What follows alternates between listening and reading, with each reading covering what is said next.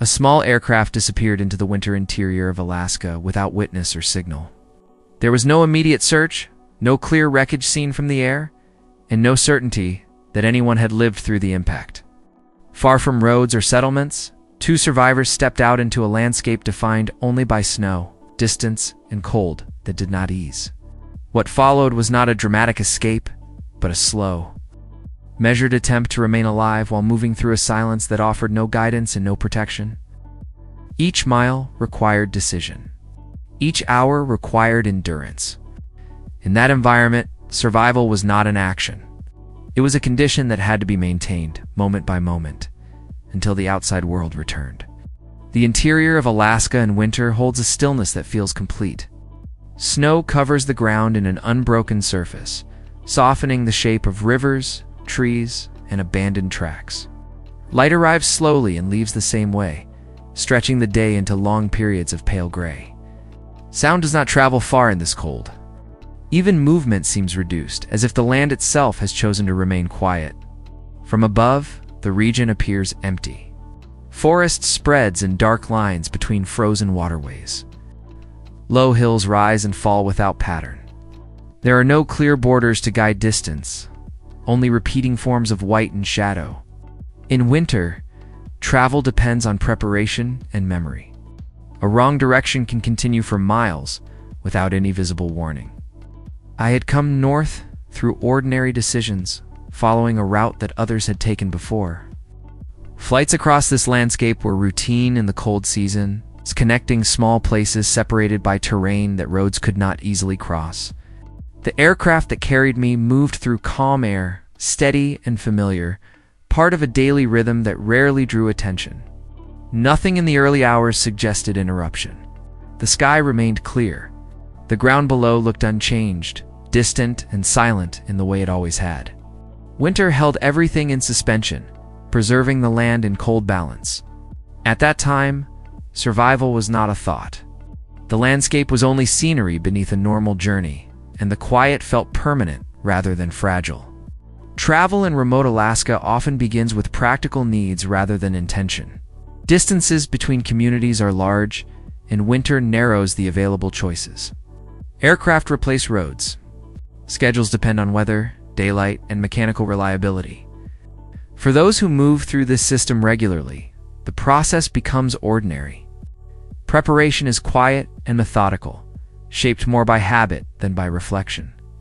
I had taken flights like this before. The routines were familiar, weight measured, fuel calculated, departure arranged within the short window of stable weather. Conversations, when they happened, stayed brief and functional. In cold regions, efficiency matters more than comfort. Every delay increases exposure. Every unnecessary item adds weight that must be carried through air already made, dense by temperature. My presence on that aircraft was not unusual. I was traveling for reasons that fit the rhythm of the region.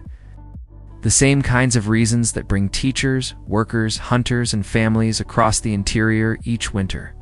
Movement between distant points was part of life there. Remaining still was rarely possible for long. The other passengers shared that same practical purpose. We were not explorers seeking hardship, and we were not strangers to cold. Experience with winter conditions had shaped the way we dressed, packed, and thought about distance. Layers were chosen carefully. Supplies were limited but intentional. In Alaska, even short travel assumes the possibility of delay. Preparation is a quiet acknowledgement that the environment does not adjust to human plans. Still, preparation has limits. Aircraft reduce distance, but also remove the gradual awareness that comes from traveling on the ground. From the air, terrain becomes abstract. Rivers appear as lines. Forest becomes texture. The sense of scale is lost behind glass and altitude. What would take days to cross on foot passes in minutes beneath wings. That compression of distance changes perception. Risk feels smaller than it is. Isolation becomes invisible. The mind accepts movement as safe because movement is fast. Weather that morning allowed departure without concern. Winter light reflected cleanly from the snow below, and visibility stretched far across the interior. Conditions like that encourage confidence. Flights continue. Plans remain unchanged. Nothing suggests interruption. In remote aviation, however, safety is never permanent. Mechanical systems operate in temperatures that strain metal and fuel. Navigation depends on instruments that must function perfectly in an environment where help is never close. Pilots understand this balance. Passengers trust it, often without thinking. I remember the calm more than anything else.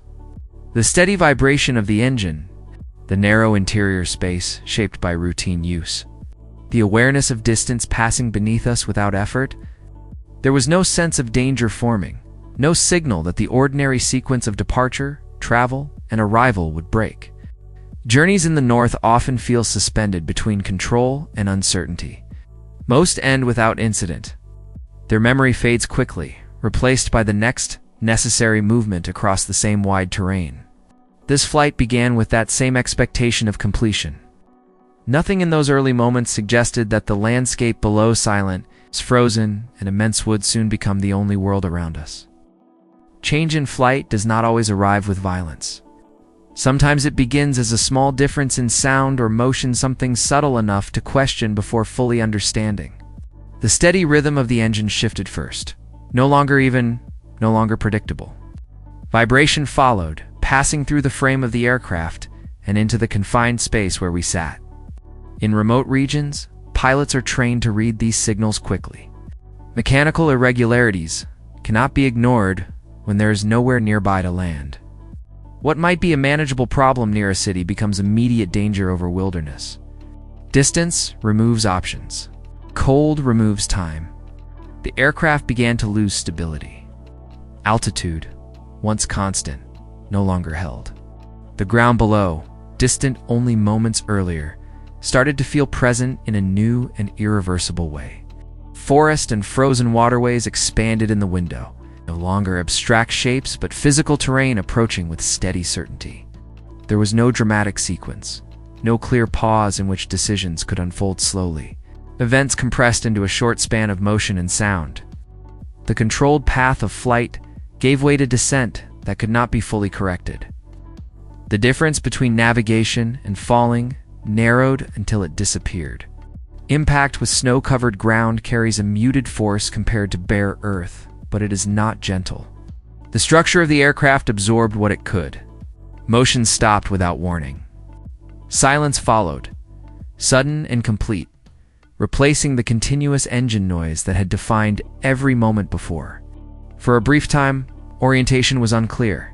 Stillness can feel unreal after rapid movement.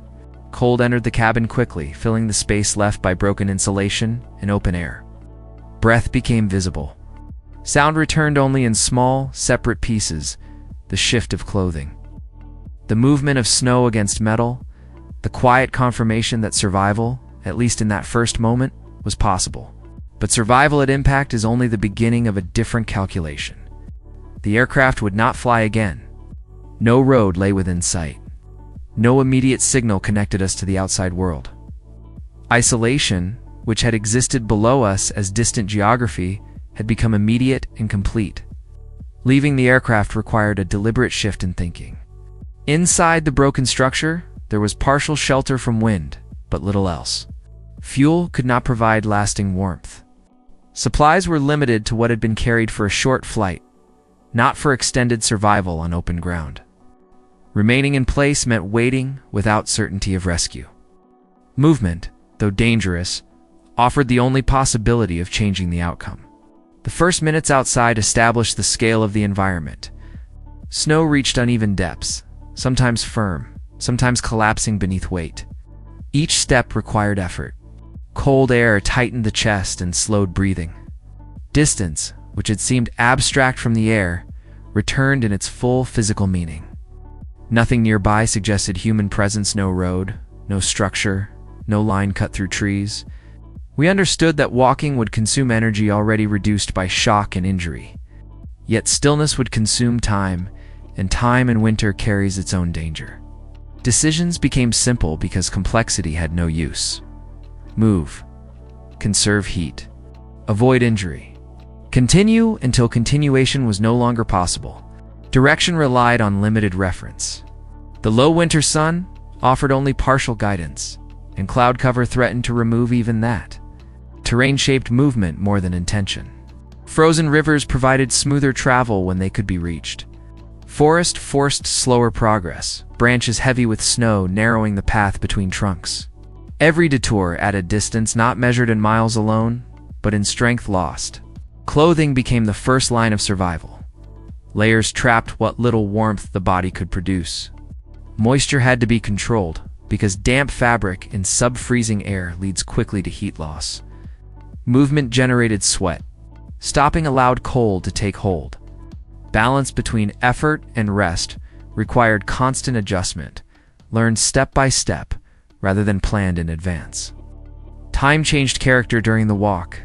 Without clocks or routine markers, hours blended into a continuous present. Progress was measured only by the ground already crossed and the ground still ahead. Conversation, when it occurred, remained minimal. Words used energy and did not change conditions. Silence was practical rather than emotional. Hunger arrived gradually. The body, focused first on warmth and motion, delayed stronger signals. Food supplies were small and carefully rationed. Eating too quickly would shorten the future. Eating too little would weaken the ability to continue. Each portion required calculation without certainty of how long the journey might last. Water presented a quieter challenge. Snow surrounded us, but consuming it directly lowers body temperature. Melting required heat we did not easily possess. Small amounts were taken slowly, managed to avoid worsening the cold already pressing inward. Even basic needs carried consequence. Shelter, when night approached, became urgent. Darkness in winter does not simply remove light. It deepens cold and uncertainty together. We searched for natural protection: dense trees that reduced wind, uneven ground that blocked exposure. Snow itself could become partial cover when shaped carefully, though the effort demanded strength already fading. Rest was never complete. Sleep risked lowering body temperature beyond recovery. Periods of stillness remained short and cautious. Morning did not bring relief, only continuation. Stiff muscles required movement before full control returned. Pain, dulled by necessity the day before, became clearer with rest. Yet stopping permanently was not an option considered. The mind narrowed toward a single purpose: remain in motion while motion remained possible. Landscapes repeated with subtle variation. Forest opened to river. River returned to forest. Low hills interrupted flat distance, then faded again into level ground. Without landmarks known in advance, orientation depended on judgment rather than certainty. Doubt accompanied each directional choice, but hesitation carried its own cost. Choosing wrong still allowed movement. Refusing to choose ended it. As days passed, the body adapted in limited ways. Steps became more deliberate, conserving energy. Breathing settled into rhythm with pace. Awareness of cold sharpened, allowing earlier response to numbness in hands or feet. Adaptation did not remove danger, but it slowed decline. Mental endurance proved as necessary as physical strength. The environment offered no distraction, no variation in sound or color. Thought could drift toward fear or regret, neither of which helped survival. Attention returned again and again to immediate tasks, placing the next step, adjusting clothing, scanning terrain. Survival depended on narrowing the future into manageable pieces of the present. At times, uncertainty about distance felt heavier than the cold itself. Without knowledge of how far remained to travel, effort risked feeling endless. Yet the alternative, accepting stillness, felt closer to surrender than rest. Continuing forward, even without clear hope, maintained a form of control. Tracks in snow occasionally suggested the passage of animals, but rarely anything human. These signs confirmed life in the region, while also emphasizing isolation from it. The wilderness was not empty. It simply operated without awareness of us. Weather remained cold, but mostly stable. Severe storms would have ended movement entirely. In that limited sense, conditions allowed survival to continue. Even neutral weather in such an environment becomes a form of fragile permission. Fatigue accumulated slowly, then all at once. Muscles weakened. Balance required greater attention. Small injuries threatened to become permanent barriers. Every stumble carried risk. Protecting the ability to walk became the highest priority because losing movement would end every other possibility. Still, we continued. Step followed step across snow that revealed nothing of what lay ahead. The distance already crossed could not be recovered. Only the unseen distance remained. Survival during those days was not dramatic. It was repetitive, quiet, and uncertain. It depended less on strength than on persistence, the simple refusal to stop while any movement remained. And so the walk went on through the cold interior, measured not in miles alone, but in endurance slowly spent against an environment that did not change. Physical decline did not arrive suddenly. It unfolded in small changes that were easy to ignore at first. Steps shortened. Balance required more attention. Simple movements, lifting a foot clear of deep snow, adjusting clothing, turning the body against wind, began to demand deliberate effort. Energy, once managed through routine, no longer returned fully after rest. Cold shaped every sensation. Hands lost feeling even inside layers meant to protect them. Toes pressed against the limits of circulation. Pain came and went, replaced at times by numbness that felt more dangerous than discomfort. The body signaled distress in quiet ways, without urgency, as though conserving even the effort of warning. Food supplies continued to diminish. Rationing slowed hunger but could not prevent weakness. The body, deprived of steady fuel, reduced movement wherever possible. Muscles responded more slowly. Recovery after each period of walking took longer than before. Strength became something remembered rather than possessed. Time grew difficult to measure. Without clear markers between one day and the next, memory blurred the sequence of effort and rest. Distance traveled felt uncertain, sometimes exaggerated by fatigue, sometimes minimized by determination. The future narrowed to immediate survival, finding a place to pause, protecting warmth through another night, rising again despite exhaustion. Thoughts changed with the body's decline. Attention drifted more easily. Concentration on direction or terrain required conscious effort. Silence, once practical, began to feel heavier. Yet even then, the need to continue remained stronger than doubt. Movement persisted not because success felt likely, but because stopping felt final. Exposure increased the longer we remained outside shelter. Wind reached through layers that had once held warmth. Moisture gathered in fabric and cooled against skin. Each night carried deeper risk than the one before. Rest restored less. Morning demanded more. At times, the landscape itself seemed to slow. Forest and river repeated without variation, offering no sign that distance was decreasing. The possibility of rescue felt abstract, existing somewhere beyond sight or sound. Still, the act of walking continued, sustained by habit as much as intention. Weakness eventually defined the pace. Progress measured in miles became progress measured in steps. Every small advance required decision. Every pause risked becoming permanent. Survival narrowed to a fragile balance between motion and collapse. Yet even within that decline, life persisted. Breath continued in the cold air. Steps, though slower, still followed one another. The body endured beyond what earlier moments might have predicted. Time moved forward, whether noticed or not. The change, when it came, was quiet enough to question at first. After long movement through terrain that showed no sign of human presence, a small irregularity appeared in the distance, something that did not belong to forest or river or snow. In remote regions, recognition arrives slowly. The mind, shaped by repetition of emptiness, hesitates to accept difference. As we moved closer, the shape held its position. It did not shift like shadow or weather. Lines became clearer. Angles replaced the soft forms of the natural landscape. What we saw suggested structure, and structure suggested people, even if none were immediately visible. Approach required caution.